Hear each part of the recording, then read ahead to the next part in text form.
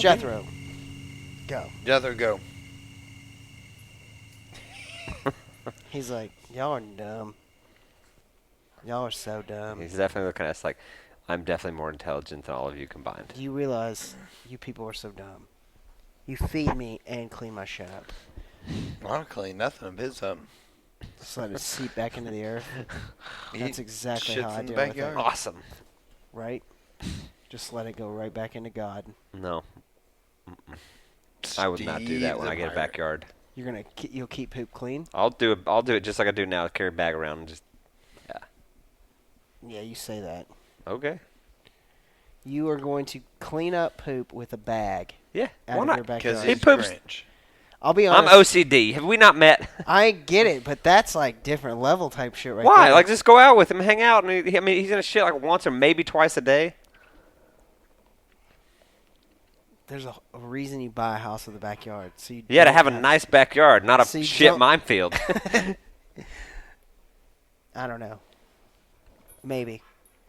It's too much work for me. I have 3 dogs. Yeah, that's also your decision. But and they have people who will come do that for you. If when I end up with another dog I'm for Lauren to white make enough, bro. retarded, that might be another option. Is having a So you're going to have one dog that'll do something for you and another dog that's going to be retarded? basically yes. I get it. Because I mean I'll probably put it through obedience training, but she's not going to hold it accountable because when we trained with Max 2 weeks ago, we're walking. She's like sit, heel, and he's taught to sit completely square with you, like parallel. And like facing the same way as you. And he kind of sat down crooked, and she's like, good dog. I was like, like, do not praise him for that. She's like, but he said. I said, no, it wasn't right. I said, I'm not saying like beat his ass, but like don't tell him he's good. Yeah. Like you take another step forward and you square him up, and you hold him accountable every time. Like, seriously. Yeah. So then, like, I'll find you another dog, and you can make it stupid as shit. Exactly. Go lay down. Well, I mean, I think that Lay down. you put that much effort into training an animal, then Yeah. Like, I'm going to gotta keep him have on that- point, obviously. yeah, you got Like to. this right here. Jethro, go to your bed. He's like, I already laid down. She'd be like, oh, it's okay. No, I told him to lay down. So he laid down right there. I didn't tell him to go to his bed. Now he's confused. And I was like, I am laying down, and if you want me to move, then get up and pick me up, because I'm done. Yeah. You sit down. I'm down. We're good. We've We're got square. a bunch of morons in my house all day long. Go to your bed. And he did it. He went to his blue bed. He gets Blue this bed. one. We got that at Bass Pro Okay. on sale. I haven't seen him since because we wanted to buy a second one. Haven't seen it again. We have so many dog beds, it's ridiculous at our house. You have so many dogs none at your of house. them- We do use- have so many dogs. Dude, Anything, just sleep in your bed and you sleep with the couch. There are nights that I have literally considered getting up out of my bed and going to the couch because I'm like, there are too many dogs in this bed. And I've got a foot in my back right now. And another one laying on my legs. They go one way or the other. They go either me or her. And I have thrashed around enough to try to convince them to go to her more. I'm not the one. I'm not your Jesus. I am not your Jesus. You go find somebody else to lay on. And most of the time they crush her back, and she wakes up with back pain, crippling back pain from a dog laying on them. And I get away scot-free. But every now and then, thrash metal just doesn't cut it. Thrash metal. So It's good metal. it is good metal. I listen to it a lot when I'm in the in the morning, try to get ready. Really? Like No, 3 I inches. I was about to say, wow. Like, that's like, I get up and get going when I wake up, but I Yeah. definitely don't get up and cook on some thrash It's metal. just get Like, up some Like man, thrash it's like metal. my cup of coffee, my thrash metal. Like 3 inches of blood or like I red like fang? 3 inches of blood. Me too. Me too. I like fang too. Oh, red fang. Mm-hmm. Red Fang's cool. You guys are way cooler than I am. I'm not. I don't even know it. 3 inches of blood means I've got a problem. No. What you need to listen to is. System of a Down. Oh, Yeah, 1995 called. Once their gene codes, their System of a Down back. Amon No. Amarth. That's what you need Who? to listen to. Amon Amarth. Amon Amarth. I'll check that out. Yeah. And 3 inches of blood. And 3 inches of blood. Oh, listen to that. I'll give it a go. While you brush your teeth. It really set the mood for the day. Yeah, just Go. That'll get you ready started to listening kick. to 3 inches of blood, and I now started spitting 3 inches of blood into the sink every morning when I brush my teeth. Cause No. I'm amped up. A monomarth, maybe. But they'll definitely get you ready to kick someone's office door in and tell them what's up. Yeah. Exactly. That's exactly what I need. Don't we all? All right, I'm we're pretty sure. starting this now. I'm pretty sure violence in the workplace is the answer. This has already started, Jordan. Oh, we've already gone? I'm pretty sure we're like 5 minutes into our podcast. I don't know. But officially, welcome to this episode of Stormwater Yeah, exactly. Creek. I guess that's true. There Now should be now we've started. Yeah. What's today? It's Sunday. It is Sunday. We're gonna go over Region 4 of public land units here in Texas. Yep. We shot our bows a bunch. We shot a bunch of stuff today. It was No, we did. awesome. Barbecue and And then Jordan Barbecue. graced us with some delicious ribs. You host a mean podcast, man. Yeah. try. I had squirrel and whiskey. That's why we like going to your house. No, wait, whoa. Both those things were delicious. And pig lasagna. Yeah, that lasagna was. That was lasagna. All three of those things were delicious and all up my alley. Whiskey, squirrel, and pig. We'll do all of that here, and so we can add in shooting beer cans, spray paint cans, and shaving cream cans, all full yeah. with our arrows. Yeah, I do have a 30-yard range in the backyard. You do have the preferred bow range at your house. You have a very nice target set up and the ability for us to shoot stuff that blows up, which quickly became Awesome. I was quite surprised that your wife got into finding us stuff to blow up as much as she did. It's amazing that you're Most wives surprised are by like, that. all right, don't kill yourself with stuff you find to blow up. But she was like, Bringing what us spray about, paint cans. I'm like, what about all this stuff? Spray paint cans. No, I mean, normally if you light a fire around my wife, she's searching for something More to stuff to light burn. more fire on. So I feel like we're all shooting better than we were last year by far. Like being able to, toward the end there, when we started shooting, we were shooting at the skinny Michelob Ultra cans we drank and filled with water. Then we moved on to some other full beer cans, and we're blowing those up. And by the end, it wasn't taking a couple rounds of us taking turns, single shots at a time. Like it was like this. Someone was hitting it in the first round. Yeah, exactly. Which, I mean, 30 yards hitting a spray paint can or a beer can, that's probably not crazy impressive for some people. We're not John but- Dudley, but No, but we're also not John Dudley. yeah, like we don't shoot every day. Yeah. We should, but we do. None of us do. I don't shoot know. A couple times a week. Yeah. If Well, I get a there couple was- times a weekend, I'm And good. see, I haven't even been doing that. Like, I hate to admit it, but And you've got it 10 feet away from you. yeah, like, I mean, it's I'm the not, same way. I have a 25 yards in my yard that I shoot. Like sometimes it's once a week. Sometimes I don't shoot. Sometimes I shoot 4 times a week. It's weird. Yeah. But most mine is like due to work. Like, Yeah. No. I mean. I hate to give that excuse, but even at night, like when I get home, it might be dark. Yeah. Putting the kid to bed, you know. But like, I mean, doing what we do is hard. You know, 100%. it's hard to keep everything balanced and still be able to shoot every day. Make that time. But Agreed. it's something you don't just something you can't walk away from. No. You know. You can't. But like I was saying, you know, toward the end we were very all consistently hitting beer cans. How many errors do you think we shot today? Errors? Errors? Urus? Errors? I don't know, not a ton. At least 40. Yeah, at least at least 40 or 50. Yeah. It was fun shooting. Plus, it was just 3 of us shooting, not all of us. And,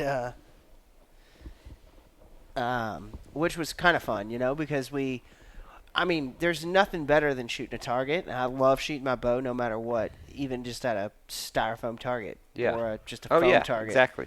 But when It you was start so much adding, more fun. like, here's a spray paint can. It's a reward It's Yeah. it's a mental reward thing. There's Exactly. like you're not just sticking them in a target. You're seeing something happen. Like, 100%. Holy shit. It was an absolute family event today. Should go check out our Instagram page. Check out the video of Jordan's daughter. Too low. Too low. She was keeping us in line. She was absolutely like, shoot! Too low. That was the problem. I don't think no one got that video of her yelling, Shoot! "Shoot!" Which was, Like she was so impatient. she had the binoculars just watching, and it was awesome. But it was nice because it was just 3 of us shooting, though. Yeah. It was just like, all right, you're up next. Just a handful of people playing horseshoes, not the Yeah, whole I feel party. good about being able to hit a beer can pretty easily today. Yeah. That's easy killing Agreed. a whitetail. I'm not even really dialed in my new bow for No. hunting season yet either. And I'm still shooting my old bow that Yeah. doesn't. It's consistent, but not like high end bow Not consistent. not with what the new one's going to be. Yeah. So soon, I I will felt- not be shooting spray paint cans with my new arrows. No. No. And I didn't like I probably I will. even- That's why I keep all those arrows I had. I Yeah. might Like, keep a couple of those I after I keep sell my those bow just for- to have. Because it. I keep like 3 meh arrows for you this need reason. 'em. Like that's You'll- why I'm like, You always got to change up everything you do, and shooting arrows is one of the big ones because there's a big difference between shooting a target and shooting a deer or any other game. yeah. And if you can add something in there, especially a game with your friends, like blow up a can of shaving cream or blow up a beer or Yeah. whatever It you becomes that much got, better. it becomes so much better. So adding that little element in there is always good. So And they always say, like, aim small, miss small. Yeah. Like, you pick a hair to aim at. And that's hard for me to do. Yeah. Self-admittedly. Like I feel like I focus on too many other things. Exactly. And then I forget to do that, and then I'm like, shit, I should be But today, because there was a very small, target. like, it clicked finally, I Yeah. think. I don't know. Like, we'll see if this continues. I definitely want to do this more. Yeah. well, we got a range. Yeah. You have a good range. Yeah. Shooting arrows is the way to go. I mean, it's so much fun. Yeah. Every single time I do it, I'm just reminded of why I like shooting a bow, like, so much better than a rifle. Like I love shooting a rifle. It's a lot of fun. I'm all about it, right? But I love shooting a bow. Like, it's so much better to me. You know? I don't know. Okay, I understand. But I don't want to use the word better.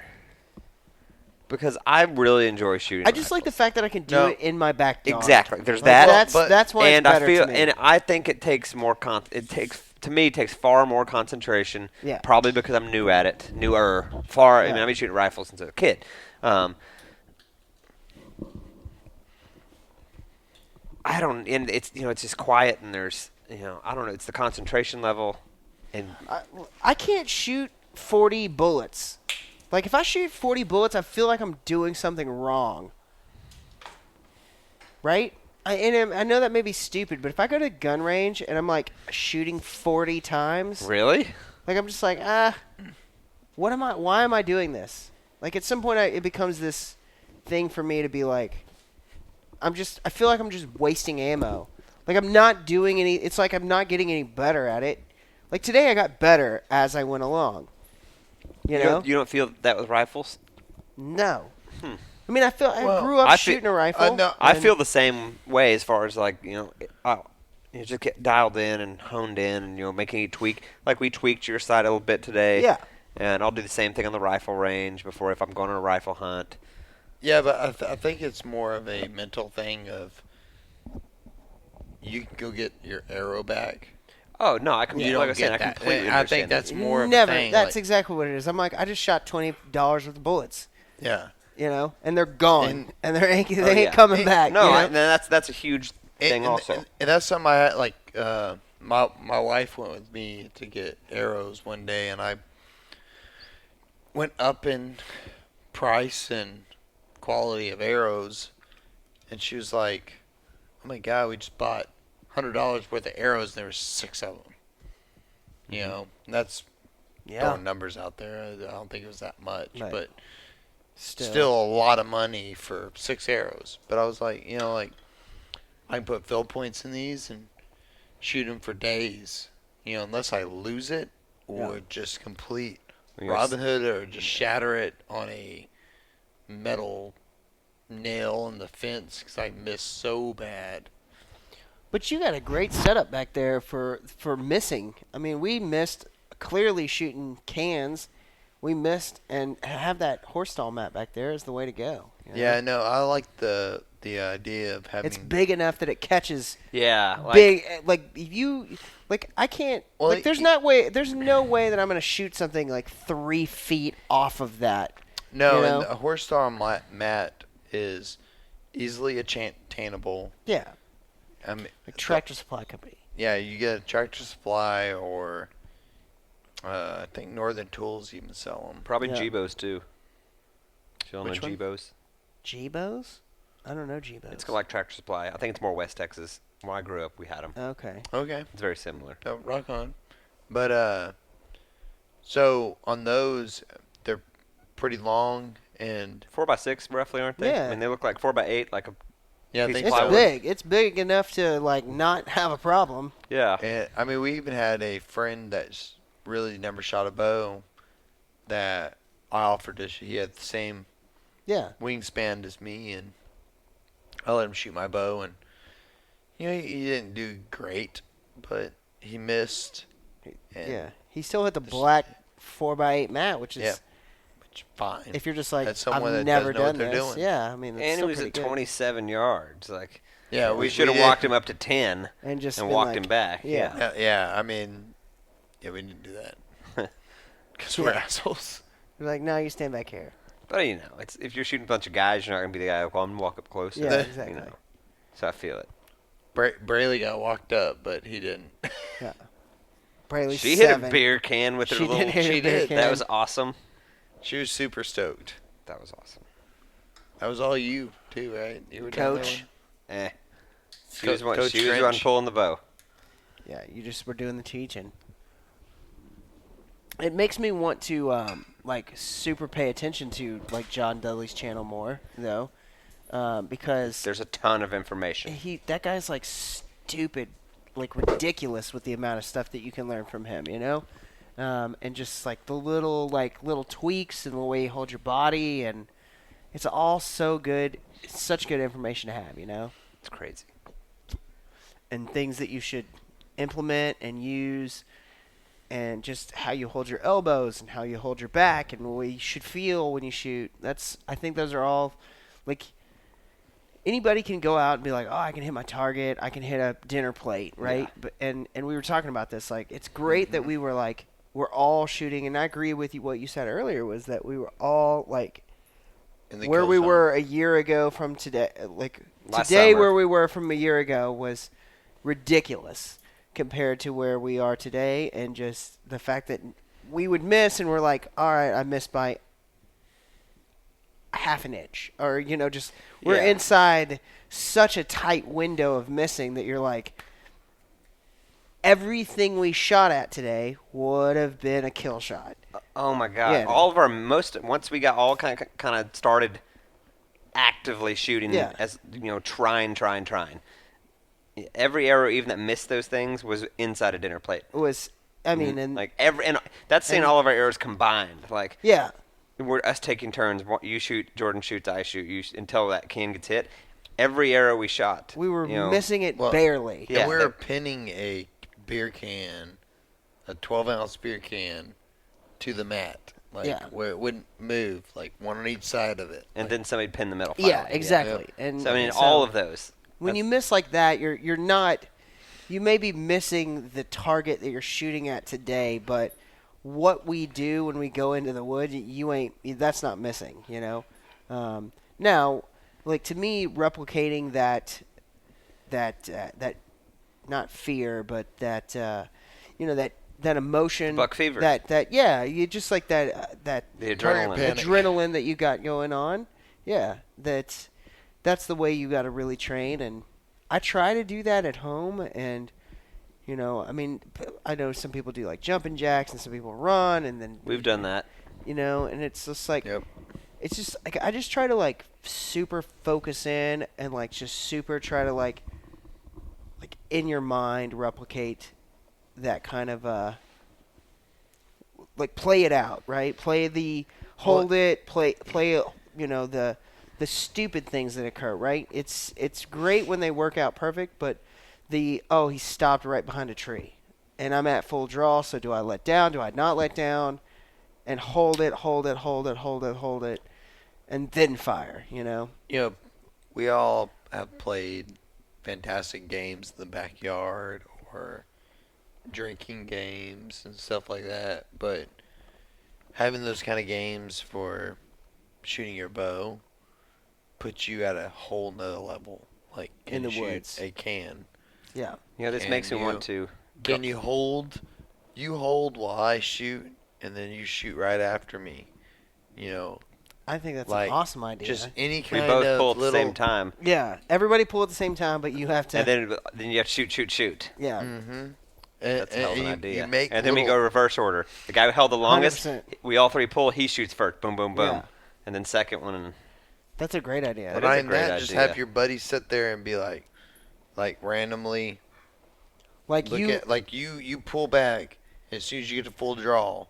Your buddy's sitting there and he determines when you get to let go of that arrow. yeah, it's like you ever play the drinking game Waterfalls? Yep. yeah, Well, like the first person starts drinking, and like nobody can stop until the person in front of them Yeah. does. It'd be the same thing with drawing. yeah, Like we all pull at the same. I draw, you draw, you draw. I'm to hold it either as long as I want to be a jerk, or I'm Or- just going to take my shot. yeah. You know, and you've got to do the same. And if you're not ready to shoot, you may take a little longer, or me go, blouch, all three of Yeah. us, like boom, boom, boom. You know, or you may hold longer just to make him hold longer, and then we could create a point system. I think And- it's an awesome game. And even have points where you all have to shoot somewhat close to a target. You know what I think? I was thinking about this, you know, as we were finishing up. Shooting beer cans and spray paint cans are awesome, but I think it's hard on those arrows and getting them out. We tore up some Yeah. fletchings today, which Yeah. whatever. Totally worth it. We absolutely shot the cheap arrows. Yeah, at I mean, him. we got there's some Just- arrows that are different Yeah. colored now, spray paint, and whatever.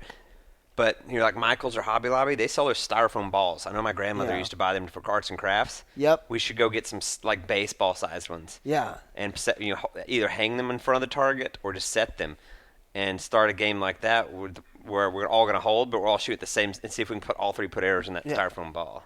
That's genius. You know. Or even just now thinking about it, since we don't want that ball sitting on the ground. Since they're styrofoam, you could take like a kebab skewer Yeah. and put it on the middle of the target. Ooh. Oh yeah, that's So great. So Try then Robin Hood the kebab sewer. no, just so the you styrofoam did balls that- there in the middle, so we'd have a point for all of us to aim at. You know, because I really felt today like it clicked. When Like I you was saying got- earlier, the aim small, miss small. Like I always shoot at my target, and I can group in bullseye pretty well. But when we first started shooting cans, like, man, that's pretty small. But then Yeah. the more we did it, I'm like, this isn't like I have something to absolutely focus Yeah. on. that I gotta hit it to Right. get a result. Yeah. Right. And so I feel like, you know, a styrofoam ball would be some of I- the same result, but wouldn't tear up fletchings. Look, I completely agree with you. Like I said, just to shoot something that explode, I mean, there was no explosion. But you knew but when you hit the can. you hit a spray paint can, purple goes everywhere, yellow goes You have everywhere. a deer yeah, spray some blood when That's- you shoot it. yeah, you and know. You're you did it right. you're like it.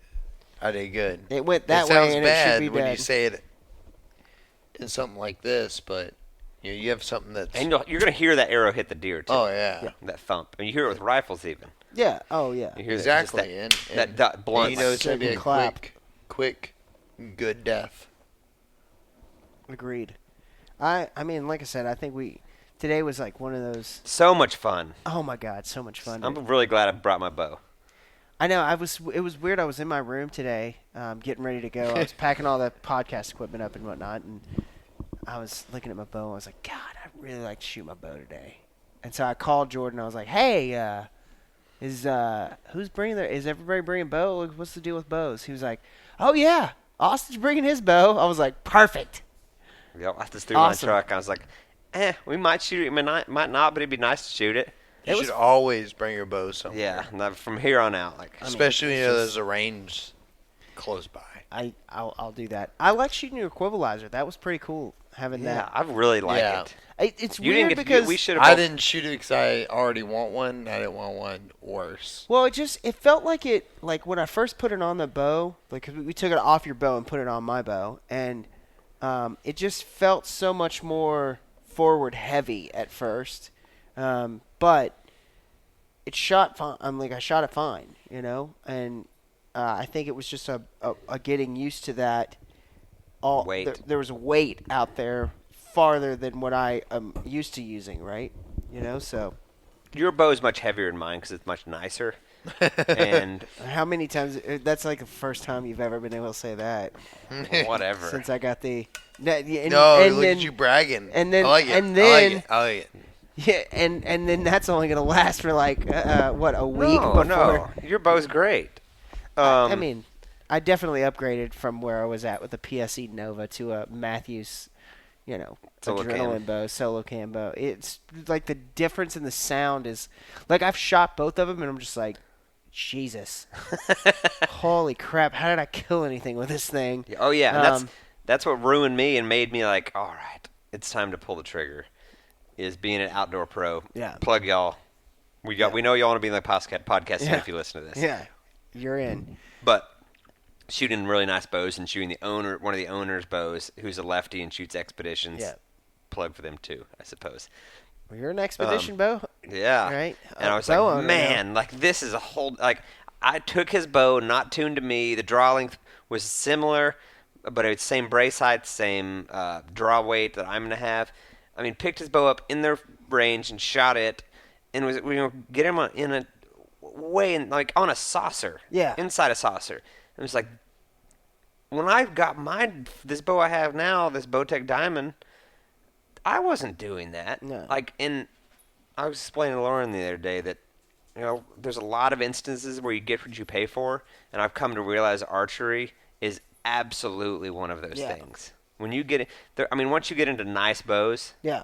I don't think there's a lot of difference personally. Oh, I don't think so either. I think it all just is comes down to because of cam engineering, yeah, like but just that's a whole nother. preference of like what you like how you like the bow to feel in Sure. your hand, but that's like I And still having think nice like, rests. all of those things are like The drop away, I'm running a shitty Whisker Biscuit because it was better than the thing that came on mine, and I can shoot my bow. I'm 100% confident killing an animal with it now. But taking this next step and getting a real nice sight, just that's got sitting, and running this quivalizer, running a nice drop away, like that was like even on that crappy bow that I had, and it was not. I'm not saying it's a crappy bow. It was a great bow. I killed. It's deer older with technology. It's just older and it's loud. It doesn't have the same stuff that you like. You just kind of like. I'm not saying you got to trash your bow every year and go, oh fuck this 2018 model. I got to have a 2019 model. No way. That's not That's not what we're talking about here, right? I'm gonna shoot the hell out of this bow I out had of a the spot. 94 Nova PSE, right? And so we're so at some point that becomes it's great. It's like a 1994 car versus even a 2015.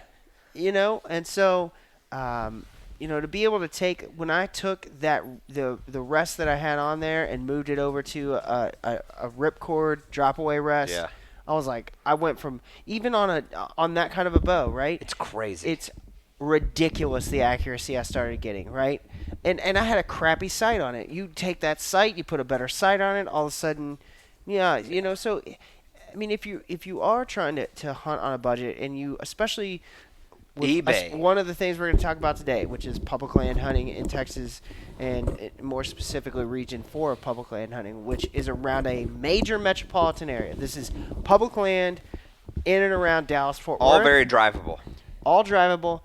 99.9% of all that public land is going to be bow hunting only because you're in a major populous area.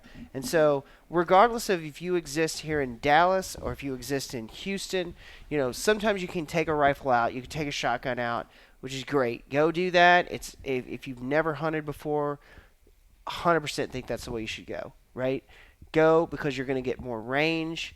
There's nothing that's, I mean, there should be no diminishment in the return of what you take from that. But I became a bow hunter because it gave me a greater opportunity to have a greater reward, a greater chance of take. And that's 100% the case for myself. Yeah. I didn't become. Yep. I've come to love it. Mm-hmm. But I didn't start bow hunting because I was a purist. Yeah, or exactly. I was There's like, nothing I've about got to that. have a challenge. Yeah, I did wanted it no more because- challenge. I love rifle hunting.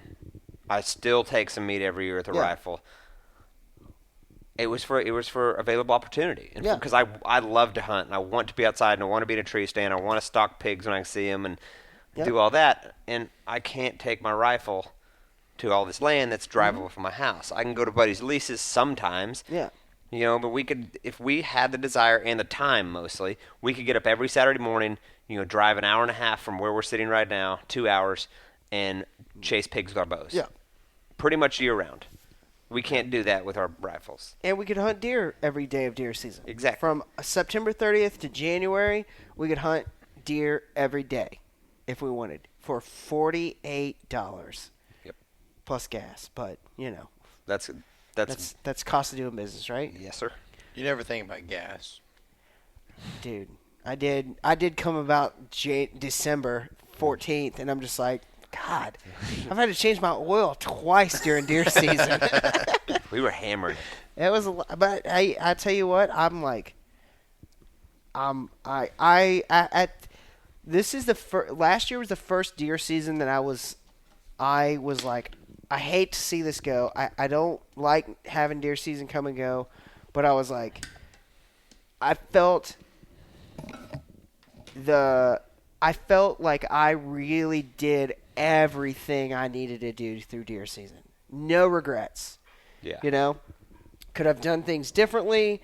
Is there a better strategy that I could have taken? Should I have done this? Should I have done that? Yes, absolutely. But that's not a regret to me. I've walked through deer seasons before where I'm like, I got out a couple times and it sucked. I wish I would have gone out more. I should have done more. Not last year. Last year was a year. You worked hard. Where I was like, I'm happy with what I did, and I was fine. And I could give a shit about deer season January through about March. And March was like, I'm ready to get after it again. Yeah. And but I've also got the pretty serious fishing bug right now, which is Yeah, that's nice, the perfect segue, and that's why you like how I did you're that? a valued member of our podcast. Like how I did that? So you went on a guided crappie trip yesterday. Yeah, Yesterday morning. Yeah, it was yesterday morning.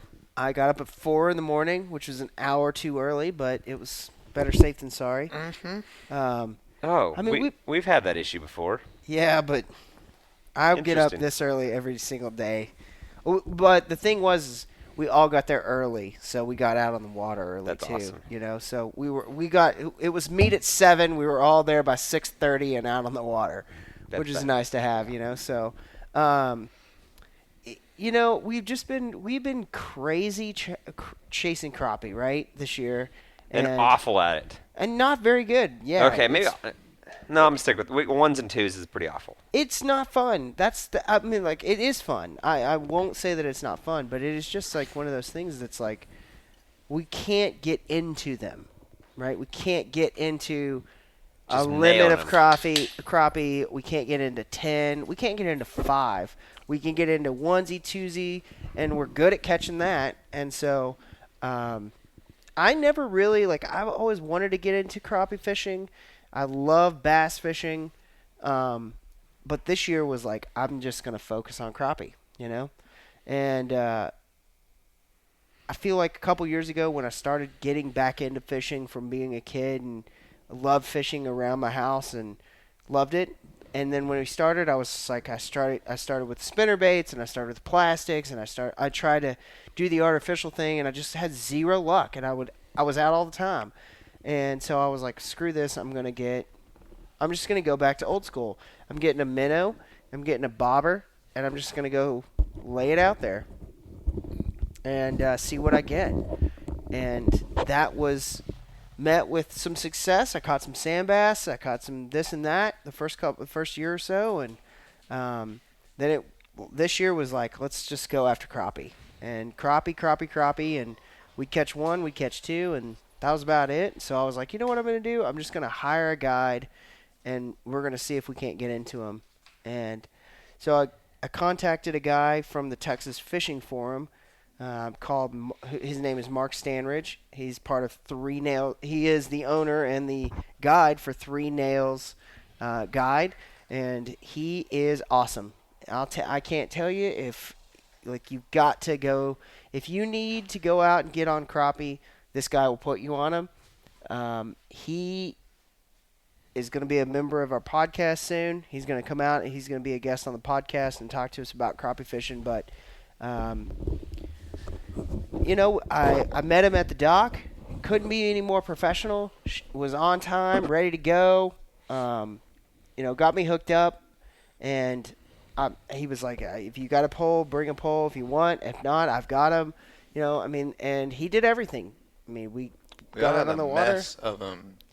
We caught 40 crappie between three of us. And it was just all day long. We started at 6:40 or something like that in the morning, and we stopped about 1 o'clock, and we caught fish all day long. And it was And that's 41 keepers. 41 keepers. We caught well over a limit. You lose some, they come off. You catch some, you bunch of throw them undersized, back. yeah. We caught well over a limit, but you caught a ton of fish. and but we you caught 41 keepers. good fish, right? We didn't. These were not. We caught some that were just like, oh, we were pulling fish into the boat that were like, oh, that's a great fish. It was nice because I just went. It was just me that went, and another guy. He takes typically two guys out on the boat with him, and he can have up to three people go out on the boat. But it was just the two of us, and so I'd contacted him, and you guys were busy at the time, and he was like, "All right, so let me find a guy." This guy his name was Neil. Dude, this guy's got the life. He's a retired guy. Grew up out in West Texas. Moved to Tyler. Retired with some grandkids, and his kids all live in Tyler.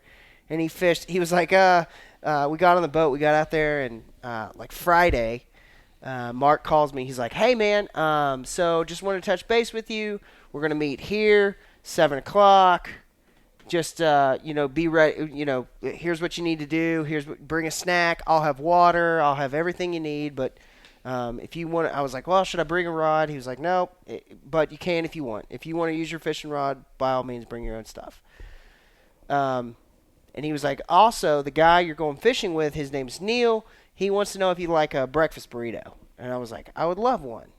All right, that's cool. I was like, he was like, he brings these breakfast burritos. They're very good. If you want one, I was like, yeah, well, just how much do I need to? What do I need to bring to make sure I pay? He will not let you pay for it. I was like, okay, well, I'll take a breakfast burrito, and so Neil brought a breakfast burrito for us all, and we got out, and it was awesome. Just what was in it? Sausage and eggs and potatoes and good salsa and just. Oh man, now I'm hungry. Oh man, it was a great burrito. Great burrito. Breakfast burrito is all-day food. Yeah, it was awesome. Oh, yeah. You eat that any time of day. But we got out, and we got on. He put us on the spots, and I think the biggest thing. I've not really gone out with guide. I've not really done the guide service before. Yeah. I've always just been like, I'm gonna figure this out on my own, But to go out with somebody like that, I got to ask him questions all day long about like, what do you do? How do you fish this? What do you think about this? What do you think about that? And just answer after answer after answer, and just to learn to crappie fish the way that people do it professionally, it is a stick and move type thing, and that's what I took away from it. If find you brush piles. Yeah, we've sat on spots for hours. We just put up on spots and we stay there, and we may move here and there, but it's not like this is cover water. This is That's tough too in a kayak unless you're on a creek. Yeah, absolutely. Unless you're on a creek. And our creek we fish is blown out now, so we're done with that. I feel like too, like the thing to do is if you've got a crappie sickness like I do, and you've got a kayak, and you're just like, I just need to kayak. Well, and I need to be in a place where I can move around, but be in an area that I can cover. Well, you need to find a section of the lake that you can put your boat in, and you need to go build your own brush piles. Is that legal? And, It is legal. Yeah, and that's what a lot of It is people legal. do. A lot of people during, Okay, then like, let's do this. after Christmas, they'll take the Christmas Oh, tree yeah. and they'll go sink it down in one spot in a lake. Yeah. Mark that spot and put all those spots. I'm not saying like don't put them in a 20-yard area together. Put a couple that are close together, but spread them out where you feel you can you can move back and forth between. But if you put some spots down, they'll hold crappie, and they will. If you've got a lake that has a good crappie population, it'll hold crappie. I learned so much about crappie fishing in one morning with this guy about what they do, why they do it, and why you move. We pulled up on a place that was we're in 10 to the maximum depth that I think we got was 18 feet of water. That was like the deepest we got. So most any lake you go to, you're going to be able to be on that kind of depth in the summertime, which is going to catch crappie. And these places some of them were like real tall structure. We were in a little flooded timber. We were in like real low structure. Did you get to look at his graph? Yeah. Yeah. His that was the thing, right? His Like finder, so, his scan? like I expected to see like these giant brush piles, like giant tree, big structure. No, I'm talking like small little bushes, like a bush. Imagine like a little 2, 3, 4 foot bush that's down in the water, and that's holding crappie. So like that's what really opened my eyes to like we got to move around, find these little places, because you don't have to find a tree that's submerged. You don't have to find you can find a little brush, like a little brush pile that's no more than 2 foot tall. It's going to hold crappie on it. And you'll be in them, and if the brush pile's got crappie on it, I've that's probably the thing. paddled over a lot of crappie spots then. I 100% agree with Because I've you. seen that and I'm like, there's nothing there. No. Like, that's too small. It's not. Yeah. Just get down there. And here's the thing, right? So, like, that's not your spot. You're not setting up on that spot for the day. Like we have been. Like we've been doing, right? You get up on that spot, you hit it. 15, 20 minutes. I tell you what. So he'd move up on a spot. We'd pull up to spots that there was one spot we pulled up to. He was like, Jesus, this place, this is packed full of crappie. We're going to get bit here, right? And he has a couple spots that are his number. He's like, these are my number spots. This is where I go and we get on fish, right? And we didn't get on him there. It didn't work. And we walked up. And he scanned over and he's like, look at this. I mean, and it is packed full of fish. You can tell they're just hung up on this stuff.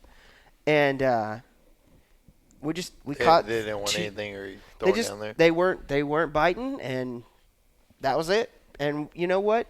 He would put us on fish, and we'd pull up to spots, and he'd be like, "We're gonna be here 5 minutes. We're gonna be here 5 minutes."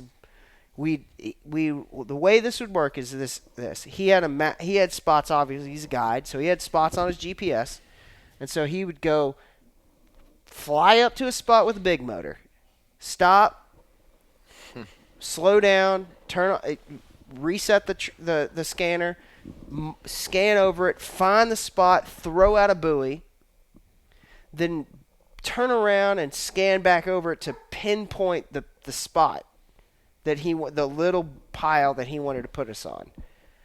He'd turn that boat, put it in the wind so he could stick that boat right there, and he would put us on him, and he would be like, right there, drop right there, and we would drop, and it would be like, Either go down 5 feet, go down 10, whatever the depth was, right? Or go to the bottom and reel up a foot. He'd tell you exactly what to do. And we'd do it, and you just jig. And so then it would be like, all right, well, you jig down, and all right, pull up, and then throw out, pitch the jig out and let it fall back down into the brush. And they'd be hung up on that brush. And so sometimes if you just drop straight on them, they wouldn't bite it. But if you pitched it out and let it fall back underneath you, they'd hit that thing. Or you'd bounce it off that structure down there, and then they'd smack it. And it would either be, I had the lightest of bites, and I had the jerk it out of your rod type, jerk it out of your hand type bites. Really? It was so much fun. Did you catch anything other than crappie? We caught a couple black bass and a couple catfish. Nice. Okay. I caught nothing but crappie. You didn't? I didn't catch one. Like the guy I was with and the guide, he caught a black bass. He brought it crappie. But it's amazing, and even just the little bit of crappie fishing I've been doing this year, every single time this year that I've had something other than a crappie on my line, I've known exactly what it was. Yeah. Or I've known that it wasn't a crappie, more Sure. importantly. Because they just have that feel and that thump when you're jigging is like I've been a minnow and bobber fan, like we've talked about on this podcast, we know this. ad nauseum, and I'm like,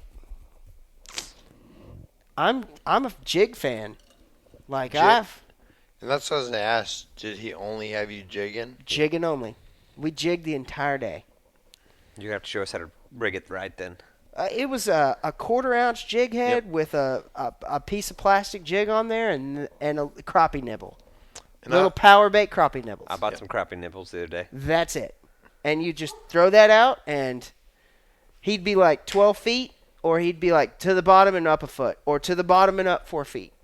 And he put us on fish every single pile we were on. We caught 1, 2, or 10 fish. Just depends on the pile we were on, but it was so cool to get to go, and I was with somebody who knew how to fish, so he wasn't like having to tell that guy how to fish. I knew how to fish. We were out fishing, and it was. I can't wait. Oh my God, it was so much fun. We put it on the calendar for the end of next month. Yep. Yeah, that's 3. And that's how I like when I normally go fishing. That's how my buddy is you're just out fishing, but he'll find the spot and be like 13 feet down. I would throw this. Yeah, and just like how to read, I learned how to read. I've learned how to read the downscan imaging device, which is really good to be able to know what I'm looking at on the downscan, which is what he used on his main graph. But then at front, he would just use the sonar, and to really be able to see on a sonar, I've not ever used downscan or sonar or any of that stuff. I don't know. I could tell there's stuff there, but I don't really know what does that mean, right? So we're sitting on a pile and it's just solid, right? We're solid stuff. And I'm like, what is that? And he was like, that's a fish just sitting down underneath the sonar, and the sonar just reads it constantly. So it just looks like this long, just the ground almost, right? Mm-hmm. Because the fish is just chilling down there. And so to be able to really kind of get somebody to kind of show you what this means or what that means, you think about I was I hate to say this, and not that I would ever do this, but it's almost like you're like, oh my God, I paid this guide. Now I want to really see some spots. I really want to kind of have some spots that maybe I could go back to, and not that I would necessarily do that. But that's always it's it's weird funny thing. because it's always I paid for him to show me these spots. And then you have that, is it right to show them the spots? Then you start second guessing yourself I'll go by myself and not show anybody else those spots. Yeah. Until those spots become your spot. Mm-hmm. And then it's not a big deal to take someone that you know. Yeah, and that's the way I kind of went into that, right? I was like, I want to find some spots. But it quickly became, I don't even care about the spots. Yeah. Right? Like the spots are inconsequential. What really became the benefit was the what he was doing, how he was reading the graph. Yep. And I mean, you just that was I just love the fact that I was like, I don't need to be responsible for anything. Take all of my preconceived notions of like where I should be, what I should be doing off the table, and just be told, go do this. And to have the result of fish come up out of that was the best part for me. Well, it probably worked both ways because he didn't have to teach you how to cast. Or Oh yeah, reel we or- talked about that kind of stuff too. That it was like he's like I don't mind taking people out like that. It's great, but those are days that it's like it's hard because he's a person who does this every single day of the year. Yeah. This is he left us. He was like, I hate not getting the limit. We were 9 fish short. We caught 41 fish. From 7 o'clock in the morning till 1 o'clock in the afternoon, we caught 41 fish. And we caught more than that, but we obviously, Yeah, like I said, right, size. right. But 41 keepers in the boat. He was like, he pressed it. Like, he was like, we should have gone in at noon. Well, we stayed out till 1 o'clock because he wanted to try to get a limit. He was obsessed with the limit, you know. I mean, more than I was. At that point in the afternoon, I was like, man, I am happy as could be, you know. But, to be, like, I can't recommend if you are someone who is new to fishing, who is not new to fishing, or just somebody who's looking to take what they have fishing-wise and really move it up a notch, go find yourself a guide like Mark Stanridge. And that's actually what I was about to ask. Like, how confident, like, even if you like, because it's questionable whether or not you go to a guide to learn where spots are at. Yeah. But how much beneficial was it for, like, how confident do you feel after doing all that to go to a different lake Yeah. with a fish finder and figure what you just did on a different brush file? Oh, like, he do you has- feel more confident after Absolutely. He taught you how to read everything. He and has changed me as a crappie fisherman. that? Now, another question would be, like, would you pay him again to take you out crappie fishing even after you feel that you feel that confident? 100%. we just booked a trip. Yeah. 100%. Well, right. I know. Yeah, I no understand doubt. that, but Because I feel like the fact of the matter is that, like, there's a difference. yeah, no doubt. I mean, I am all about, like, A, we've already done it, but B, like, I feel like there's just so much to learn, and that, like, he answered any question I had, like, immediately. Like, no him and no han, no, well, it was all like, hey, man, what do you think about fishing pylons? Like, we would we'd not pull up to a bridge, but he didn't fish any bridges. We would go, there would be a bridge, that. like he would coming around, and there would be a giant bridge going across the water. And I'd be like, hey, man, how do you fish? What's your thought on fishing pylons? He's like, fish 'em fast. 1-2 minutes max. Doop, doop, doop, move on. Doop, doop, doop, move on. Doop, doop, doop, move on. Fast and furious. So any question I threw at him, he was like, this is what you should do. This is what you should do. And so I feel like, if it just depends on what you want to do, right? I love the chase of myself, so I'm not going to go out. Like, the guy I was with fished 4 times with him last week. 4 times. He's a retired man. That's what that's what he does. He's got That's so grandkids, awesome. and he fishes for crappie. We caught 41 fish. He gave me 38 of them because he was like, I've got a freezer full of these things. Thanks for going out with me. Spend X amount of money, good time, don't have to worry about much. the knowledge. Treat it Yeah, like a yeah. crappie Well, class. That's the thing, for right? the other guy, like, Oh yeah, he does it. That's it for his hobby. You know. Yo, he absolutely that's was a great. hobby. He didn't have to pay for a boat. Didn't have to maintenance a boat. Put it in the water. Take it out of He the didn't water. have a. He I'm showed trying to up hit all with the breakfast points for burritos. everybody. He used the guide's rods and everything. Oh yeah, Yeah, he was that's like, badass. yeah. I think you were saying piss when we were talking about the breakfast burritos. No, I heard it.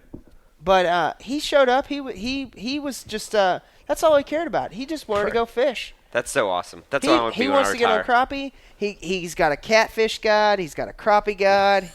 You know, he's a black bass. He's a largemouth black bass fisherman from He That's loves to where do I'm that. And so he's like, I'm going to Fork tomorrow with my daughter, and I'm gonna, we're gonna go fish for bass. And he loves to do that. But That's awesome. I mean, this is his crappie guy, and Mark is, I mean, couldn't be a nicer dude. I met Mark through the Texas Fishing Forum when Crappie University was going to come here, which sucks because not enough people showed up or signed up this year. But he says they're talking about doing it again next year. So if you want to crappie fish and you have never done it, or you do it and you want to learn to be better at it, you need to keep an eye out on crappieuniversity.com, because they will have a Texas site. Go sign up. It's like $25, $50. This guy's the one who said that? No, he was going to be a teacher at it. So they were. It was a 2-day class, I believe, and they were going to have me and you had guys, talked about right? it. So Mark was going to be a teacher at this, and this is where I found Mark. Well, I mean, through the Texas Fishing Forum, I, seen Mark on there and being on their crappie forum. He was on there just like, oh, he always comes up and puts a report of crappie fishing up. Here's what's going on. Here's what's happening. And That's cool. I mean, I got to know him through that, and he had posted about Crappie University, and I was like, dude, I'm signing up for this, and let's absolutely be a part of it. I want to go to this with the sickness that I have. I was anything Crappie University I was signing up for. So we signed up to go to it. I signed up to go to it. Unfortunately, there weren't enough people who decided to go to it here in Dallas, and so they canceled it. So I'd gotten to know Mark through being like, oh, you're going to be an instructor. I'm on the forum with you. So I was like, I want to sign up and go out with you. And so that's when I booked a trip. And yesterday was the big day. And You mean super you've given excited. me the crappie sickness this year? Because I kind of like Jordan. I'd go fish for bass for fun. Yeah. I got away from eating them, and I think I'm going to get back into that. But I haven't targeted bass really at all this year. I mean, Like every you time got- we go out, we go crappie fishing. Yeah. Lauren and I went out to fish the other night, and I took all my bass gear out of my boat and out of my, rod holder basket, and just took all my old crappie stuff, and that's all I worried about. It's just, I feel like it's just so much fun, Like, if once you get into it and you just, like, I have by no way, shape, or form have I gone, yeah, cool, I've gotten this now. Or I feel good and I'm going after bass. I could care less about bass right now, to be honest with you. I want more crappie. And that's the problem, though. Like, that's, like, everybody has what they go fish for. And someone like me, where I keep it all, like, that's why I have such a big tackle box. I carry a huge tackle box. Yeah. I carry several rods wherever I go because I'm like, well, I'll throw for bass with these several lures, and then I get it. All right, well, live bait. I'll throw down with a bobber, see if a crappie's there. And then this, that, and the other, just like, Yeah. it's a problem, like, when you fish for everything. It's actually almost easier to be like, I'm going to fish for this. Oh, there is no doubt. And that's what led me to this, is that I'm just not that good of a fisherman, And so I tried to take that wide open approach and move around, and then I was like, Everybody this at one doesn't point work. was not a good fisherman. Until they did become a good fisherman. Exactly. I felt like in the last year or two, I got pretty good at bass fishing. But then like I said, you got me like wanting to hit some crappie and eat them. Crappie Yeah. are delicious. Exactly. Especially with Hey. the crappie. Dude, This I told crappie Whitney, cake madness. Crappie cakes. I tell Did you you what, try Whitney's crappie cake yet? I haven't tried her recipe yet, but I'm going to.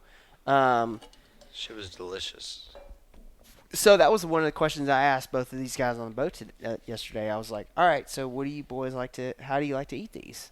And they're like, "Well, a lot of people have been grilling them, and they like them grilled." I was like, "Oh, that's kind of different." And so I asked the other guy. He's like, "I fry them most of the time.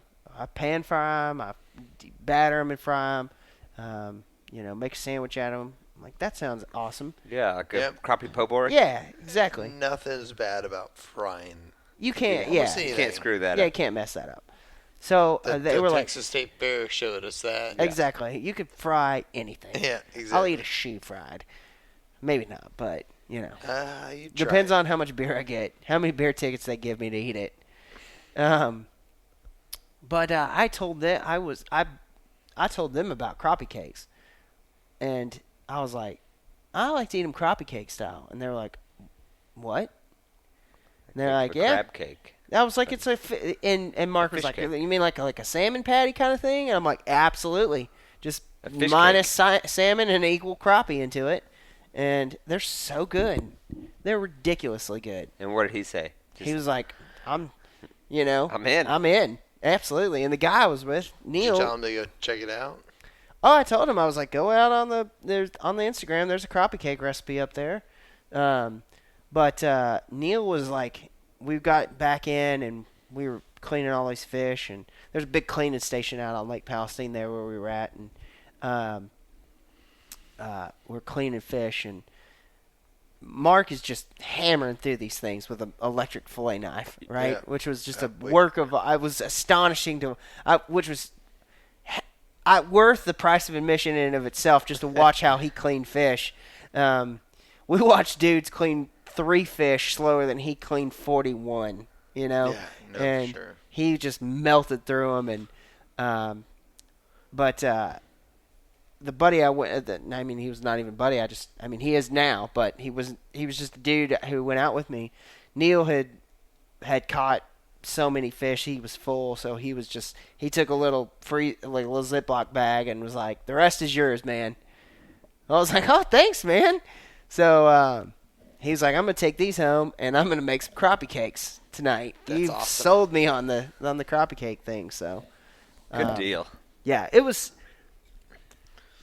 a lot of fun. I can't just catching fish on a jig like that was like I think back to your question, Jordan, of like, do you feel like you like took a like I feel like not only did I pay some money to a man to take me crappie fishing, which I love the fact that I got to do that, right? That I got to give back a little bit to somebody, but the fact that I do feel like I walked away with the confidence of being able to roll out onto Lake Ray Hubbard, my home lake, and go crappie fishing right now, and take my kayak and take my fish finder and absolutely go find fish, and know what I need to look for. Now, finding what you need to look for and finding what you need is a whole other story. Right. But and that's what I was getting at. Like, you talk to some people and you're like, I'm gonna pay $80 to have someone take me out into the lake and catch my limit of whatever fish.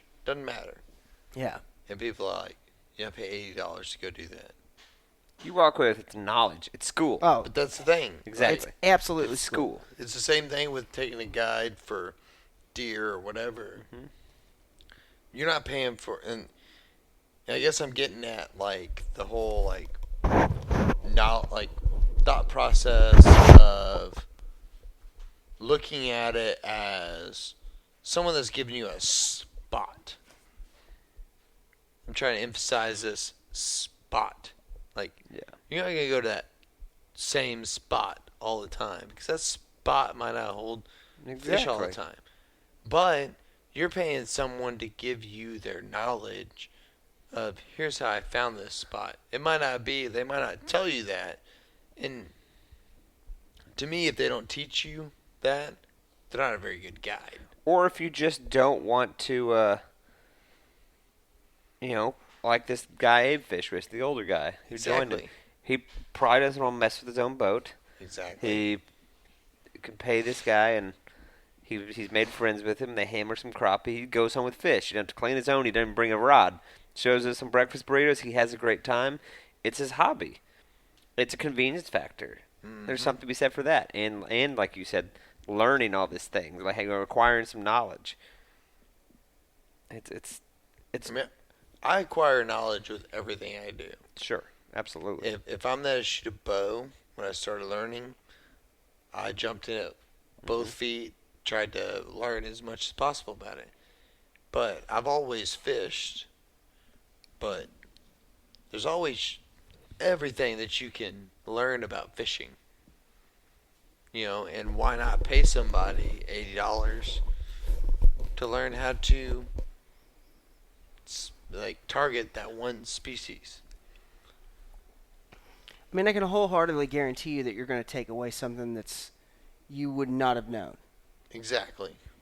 You're going to absolutely walk away from talking to somebody who does this every single day of the year, or who does this way more than you do as an individual who doesn't go out and fish every day. You're going to walk away with some experience that you can put into the bank. Exactly. And you're going to be a better fisherman because of it. I mean, even like what you said before, I don't want to disagree with it at all, but I feel like almost like taking a fishing guide is way more beneficial than taking a hunting guide. I agree with that.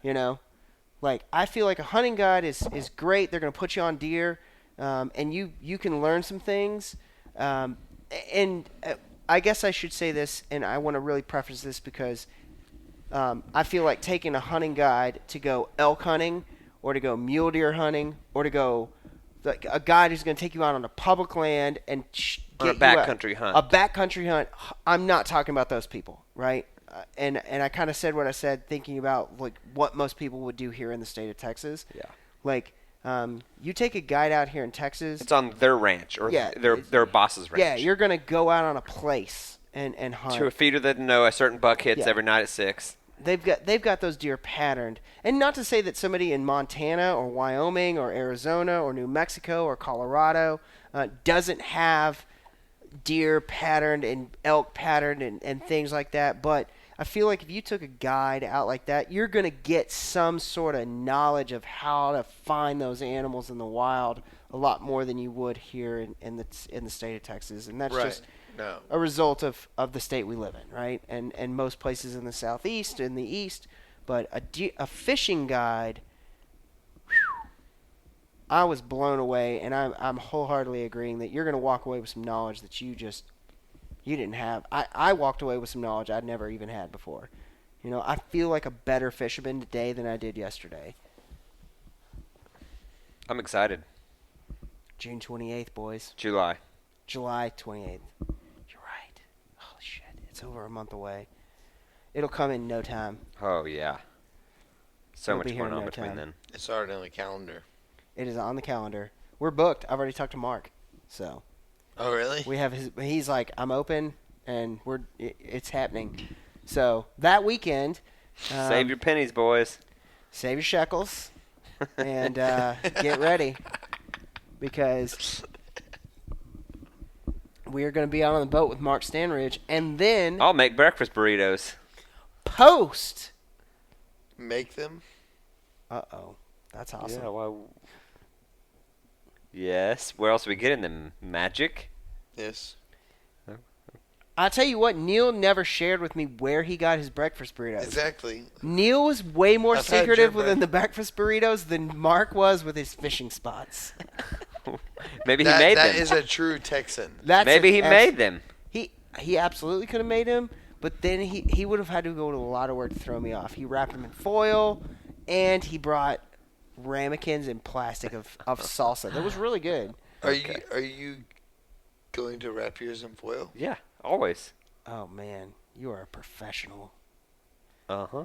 Yeah. So, I can't wait. It's going to be so much fun. You don't want breakfast burritos? I want breakfast burritos. So what's this look of concern or Disdain. discontent? Yeah. I've had your breakfast burritos. How much should I get? Special ones. What? I don't get this. When have you had? I don't make a lot of breakfast burritos. If you've had them, I can't think of when. You made breakfast burritos on one of our hunts. Well, that narrows it down. Did you get sick or something? I mean, I'm confused here. No. Why? There seems to be Because some of the sort discontent. of questioning Yeah. of like, No, it's not. Like, oh, he was like, you're bringing breakfast burritos. I was just offering. I won't actually if this is such You a bring point me of a breakfast burrito. I'll make eat two. it. I'm going to bring two. If I have to sit on the engine and poop and then be like, Jordan, I get it now, then fine. But I like one. I'll take one. All right. I'm willing to take that risk. It's no risk. I don't it's think not so risk. either. This is delicious. He's just being a weirdo. No. He is? Yeah, you're definitely the odd one out of this bunch because Abe and I both think you're being a weirdo. I don't get it. It seems like one time you ate a breakfast burrito and it made you sick. And you're Or like something. leery to Yeah, like, you're being eat very the breakfast leery. burrito. That was a laugh of like, you should know Yeah. that you cost me a trip to urgent care and I had to get an IV once because your breakfast burrito made me poop through a screen for like 2 hours. Scream. Long and short of the story, go talk to Mark Stanridge. Book a date. Just you 3 can't go to nails. Hot 28. You're not going to a Hot 28th right now, I'll tell you that, because So. we're going to be there. And we booked his whole boat, so sorry, but Kick rocks on that day. Kick but rocks. any other day, he's your man, it Yeah. sounds like. Get it. get it. And you know what? I love Mark, and I go to Mark, but there's a bunch of people you should go talk. I mean, just go find somebody close to you. Mark is a East Texas lake fisherman. If you're down in Houston and you don't want to drive to Tyler, go find somebody down there and fish. Like, they'll put you on fish. Go to Texas Fishing Forum. Go to a place. I mean, this is how I found this guy. And those people will not steer you wrong. And if they do, tell them to go talk to somebody else. That's the best advice I can give. I like it.